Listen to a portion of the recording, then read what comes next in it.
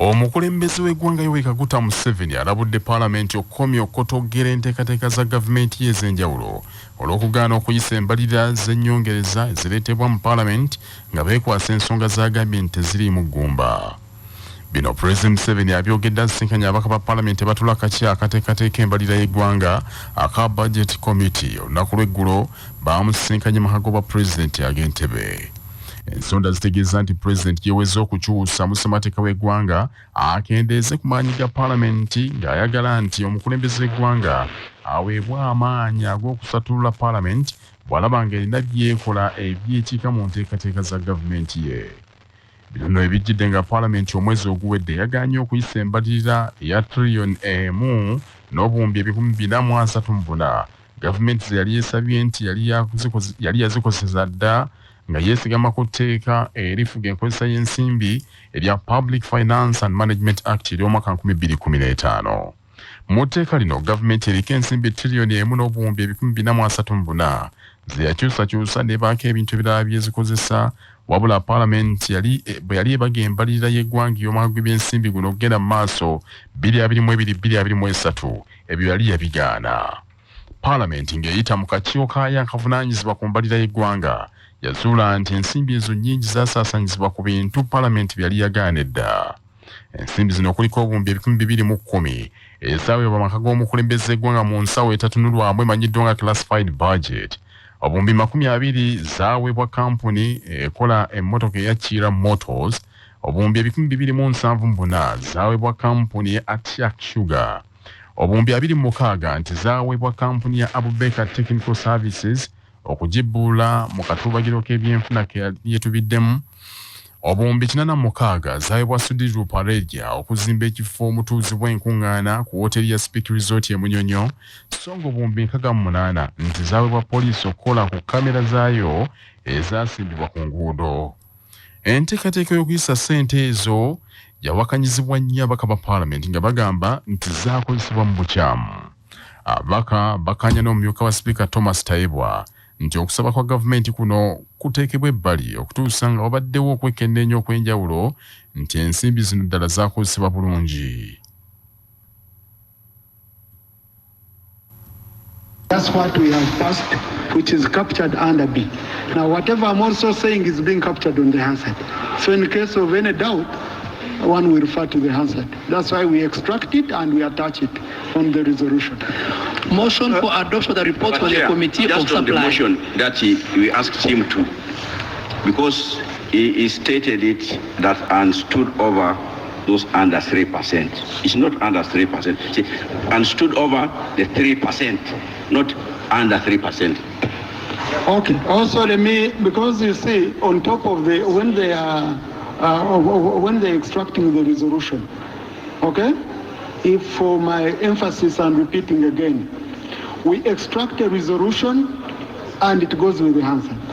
So I want to emphasize, and Karak should capture it in the resolution, that we only processed part 2 of the schedule. Okay? That's it. Yeah, that's it. It's well captured. Ensonda zitegeeza Kyabasa nti Pulezidenti yabadde omukambwe okukira ennumba eri ababaka abatuula akakiiko ka budget. Yagambye nti Paalamenti eremesezza enteekateeka ze nnyingi omuli okugaana okuyisa ensimbi obuwumbi 46 ezaalina okuyamba okutereeza Speak Resort e Munyonyo abagenda okuteekebwa olukuŋŋaana lw'amawanga agali mu mukago ogwa Non-Allied Movement ku ntandikwa y'omwaka ogujja. Pulezidenti era yakambuwadde olw'ababaka ba Paalamenti okulemesa enteekateeka ey'okuyamba ekkolero lya Atiak Sugar. Okusinziira ku memba w'akakiiko kano, Pulezidenti yatabukidde nnyo ababaka olw'okulemesa abamu ku baminisita be okwanjula obulungi enteekateeka za gavumenti mu Paalamenti olw'enjawukana zaabwe mu by'obufuzi. Wabula ababaka kino bamutegeezezza nti abamu ku baminisita balemererwa okunnyonnyola obulungi ebikwata ku nteekateeka za gavumenti olw'obutakola kunoonyereza kumala ku pulojekiti ze babeera banjula. Pulezidenti yategeeza akakiiko nti agenda kulemera ku nteekateeka y'okutumbula emmwanyi ng'akozesa bamusiga nsimbi ab'enjawulo era n'alabula Paalamenti obutaddamu kumulemesa mu nteekateeka eyo. wabula akulira oludda oluvuganya gavumenti mu Parliament w'ekitibwa Mathias Mpuuga Nsamba nga era ye mubaka wa Parliament akiikira Nnyendo Mukungwe mu kwogerako ne Kyabassa enkya leero agambye nti ebyakoleddwa akakiiko ka budget tebikwatagana na Parliament kubanga bo bamanyi obuvunaanyizibwa bwabwe. Parliament ino obuvunanyizibwa bwayo obw'okukuuma gate ewayingirira n'okufulumira ensimbi z'omusolo n'olwekyo esobola kubanga omuntu gwe tulina okubuuza n'okubanja accountability ate atuwa amagezi ge tuba tugibanjamu n'olwekyo ebyanyumiziddwa tebina gwe tubikwatako mu Parliament tebitukwatako omulimu gwaffe tugumanyi tumanyi lwaki tusobola kukkiriza ssente kudda mu akyaka shuga nga baweebwa ssente emyaka 2 egiyise okugula ebyuma ne bakolamu birala. Mu ngeri emu Mpuuga asabye President Museven asooke okumalawo obuli bw'enguzi obuyitiridde mu bitongole bya gavumenti ye olwo n'afuna obuwagizi bwa Paalamenti. Mwami Museven bw'aba ayagala obuwagizi bwa Paalamenti ku nsonga ezo z'akola asooka amalawo obulya mu nkoza y'ensimbi zino ziweebwayo Paalamenti. Ennyinnyolo otwomi w'omusolo ali e Buddu nti bayagala kwongera abaluwa hospital ssente nga n'ezaabaweebwa tebatabulangawo na kala ya musenyu nga ziri mu buwumbi. N'olwekyo omukulu oyo ave ku Parliament abanaawuliriza ebyo ne batiisibwa tebategera buvunaanyizibwa bwa Parliament ku nsimbi y'omusolo n'olwekyo tebitukwatako. Bino nno ebijjidde nga akakiiko ka President akatumbula amakolero aka President Advisory Committee on Export and Industrial Development akulemberwa Odrek Rwabogo kakamala okusaba akakiiko ka Parliament aka budget okuyisa embalirira ennyongeza ya buwumbi 365 okasobozesa okutumbula ebyobusuubuzi n'ebintu ebirala biva mu makolero ga wano okubinoonyeza akatale ebweru w'eggwanga. Manya obuvuna obuddo obw'eddembe lyo tonyigirizibwa ddembe lyo ery'obwebange. Ddembe lyo akutusibako Nana Herbal Mouthwash okukuuma akamwa ko nga kayonjo. Senyesa Nana Herbal Mouthwash ozize amannya okulwala okunyonyeera n'okuvaamu olusaayisayi. Nana tumukomezaawo mu ccupa empya enyigiddwamu ekigambo Nana wansi ne mu mbiriizi. Kakasa nti oyo alambiddwa bw'atyo gwe bakuguza asangibwa mu pharmacy ne supermarket zonna yawandiisibwa National Drug Authority nga bali wamu ne nice ntangawizi tea amajani kawoomera n'antameggwa g'oteeka ku kyayi buli omu n'akwesimisa saako nice curry powder akanza alikoolya n'okuba ennoga ne weenuguuna byakakasibwa UNBS nga bali wamu ne Shana Herbal Gentle Wash akuziyiza okufuna infections okukuuma ng'oli muyonjo. Amwetaaze musange mu supermarkets, pharmacies ne cosmetic shops zonna. Yakakasibwa ekitongole ekivunaanyizibwa ku mutindo gw'eddagala mu ggwanga. Omuntu yenna atomeddwa mmotoka alina eddembe okuliyirirwa kuyita mu nteekateeka ya nsuwa ya third party nga munnamateeka Sseguya Samuel Brian bw'annyonnyola.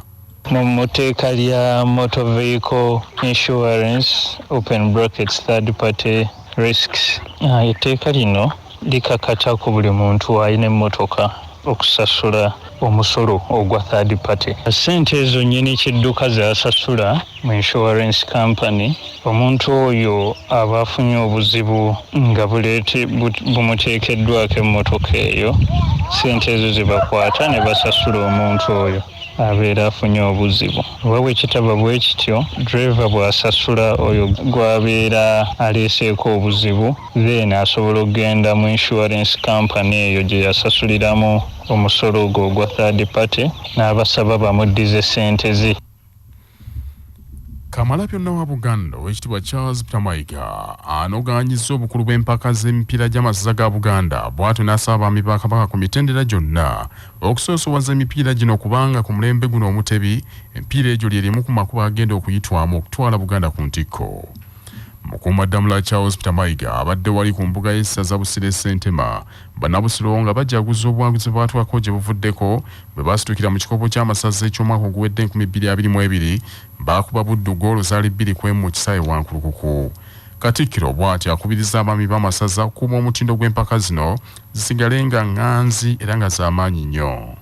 Bwe mbanga nze ng'ow'e-Buddu ntutte emirundi egy'omuddiringanwa nkikole mu maanyi era sitwagala kuwulira ddala beerwanyalwanya mu mipiira gy'amasaza. Mwerwanyalwanya ki? Omupiira bwe mugugendamu gulina okuvaamu ebintu bisatu eryo teeka. Ekisooka awangula okuwangula ekyokubiri okuwangulwa oba okugwa amaliri ekimu ku ebyo kiteekwa okubeerawo ate bwe gubeera ogw'akamalirizo omuwanguzi alina kubeera omu obanga omusazi w'omupiira abasaliriza ekyo tekikulwanya omusazi w'omupiira we banaamubonereza tetwagala bagulirira bazannyi tetwagala bazannya zaala nti nze nsibye akapapula buddu eteeka okutwala ekikopo kino ebyo byonna bidibaga omutindo.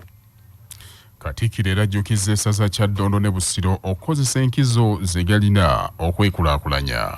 Amasaza 2 mu Buganda agasinga okuliraana oluzzi amasaza gali 2 agasinga okuba okumpi n'oluzzi ku masaza 18 Busiro ne Kyaddondo ge masaza agasinga okubeera ku luzzi.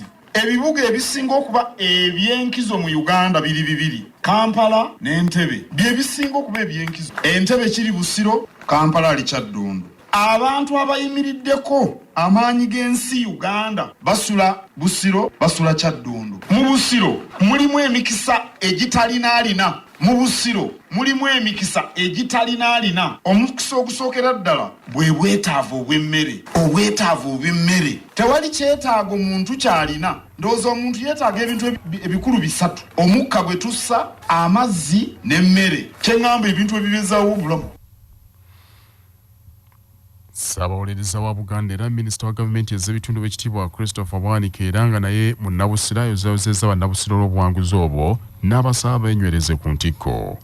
Omwami wa Ssaabasajja ow'essaza Busiro Ssebwana Charles Kiberu Kisirinza naye mu Nabusiro era naye bannabusiro abasibiridde entanda baleme kuddirira mwaka ku mwaka ekikopo kisigale nga Busiro. Ekikopo kyaffe kino eky'omupiira kye twawangula maanyi gammwe mwenna bannabusiro lwe lunaku lwe twasazeewo okubeera nga tubeebaza abazze wano n'abatazze twebaza nnyo abatuwa ssente ezatuyamba ow'ekitiibwa Katikkiro omupiira ssente omupiira gugenda wala ssente naye okudifendinga ekikopo ng'Obuganda bweteekerateekera empaka z'ebika by'Abaganda ez'omupiira ogw'ebigere n'okubaka ez'omwaka guno olukiiko lw'oddukanya empaka zino lukakasizza nti lwakusinkana abakulembeze ba ttiimu z'ebika ku bbalaza Ssabbiiti ejja ng'ennaku z'omwezi 8 okwongera okuba ttooki mu mpaka ezo.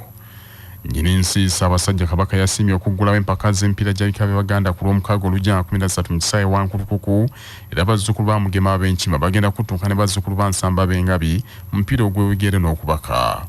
Ssente w'emipiira gy'ebika Katambala Alhaji Magala Suleiman akubiriza abakulembeze ba ttiimu z'ebika byonna obutasigalayo n'omu okwosa enkya ku bbalaza ate bajje n'ebirowoozo ebinaatwala empaka zino mu maaso. Empaka zigenda kuba za mulundi gwa 49 okuva lwe zaatandika mu 1950 era Emmamba Gabu nga yekyasinze okuwangula engabe y'omupiira gw'ebigere emirundi giri 10.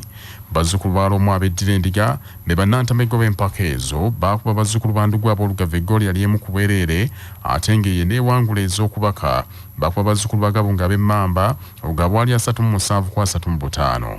Okuyingira mu kisaawe Wankulukuku zijja kuba siringi 1,000 n'emitwalo 2.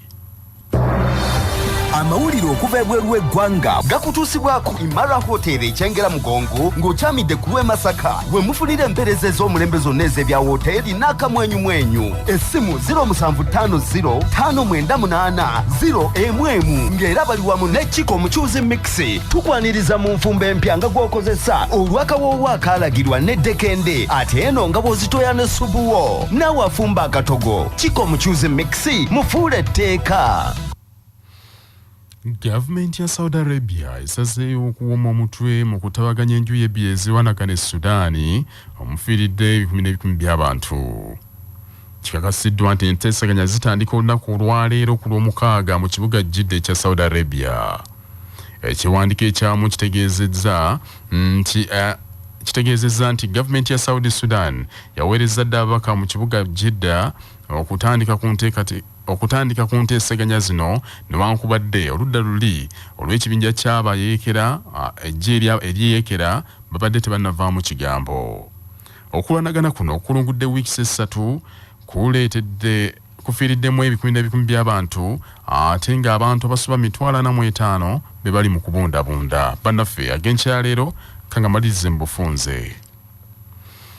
Olwaleero lukulu mu bwakaka bwa Bungereza omukulembeze w'ennono King Charles III twatuuzibwa era obwesedde n'obwesedde bw'abantu batandise okweyiwa ku ntujja eno.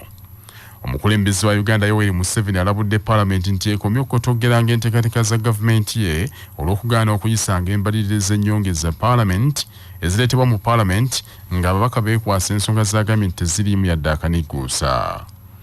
Katikkiro wa Buganda Charles Peter Mayiga anogaanyizza obukulu bw'empaka z'emipiira gy'amasaza ga Buganda bw'atyo n'akubiriza abaami ba Kabaka ku mitendera gyonna okusoosowaza emipiira gino kuba lyerimu ku makubo Buganda geekutte ag'okuzza obwakabaka buno ku ntikko. Gavumenti ya Saudi Arabia esazeewo okumuma omutwe mu kutabaganya enjuyi ebbiri ezirwanagana e Sudaani. Ge mawulire enkyaleero tubaagala nnyo ku Kyabasa Radio y'obujjajja agundegunde maaso moogi.